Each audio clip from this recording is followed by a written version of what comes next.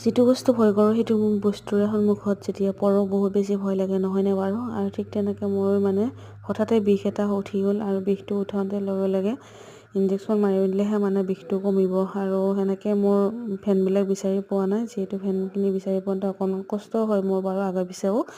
আৰু বাইদেউজনীয়ে বহুত কষ্ট কৰি আছে, আৰু এটা বাৰু দি ল'লে, এটা টেষ্ট কৰিছে, আৰু ইয়াতে মানে শিৰত যিটো দিব লাগে সেইটো ফেনটোৱে বিচাৰি পোৱা নাই। আৰু এনেকৈ দিছে গেছৰ 10টা আৰু বিষৰ 10টা, 20টা বেজি ল'ব লাগিব দিনত 2টাকৈ। বহুত বেছি ভয় লাগে, যিটো বস্তুৰ পৰা আঁতৰতে থাকোঁ সেই বস্তুটো ল'বৰ কাৰণে। এতিয়া দিবৰ কাৰণে পূৰা সাজু হৈ আছে, পাইছে বুলিয়ে কৈছে বাৰু।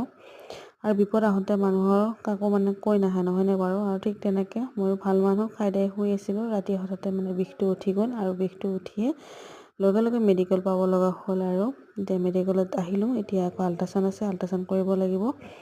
যিহেতু যেতিয়ালৈকে পইচা পাতি নাযায় তেতিয়ালৈকে বেমাৰ ভালে নহয়, আমাৰ সেইটো অভ্যাসে আগৰ পৰা। আৰু এতিয়া দিব, আৰু একেবাৰে একদম ৰেডি কৰি লৈছে। একদম মানে মালিকে ভিডিঅ' কৰি আছে, এখন হাতেদি মোক ধৰিও আছে, আৰু পিছত চাবৰ কাৰণে। এই হৈছে আমাৰ মাইকী মানুহখিনি, আমি এনেকৈ কষ্ট খাই মৰিব লাগিব কিজানি।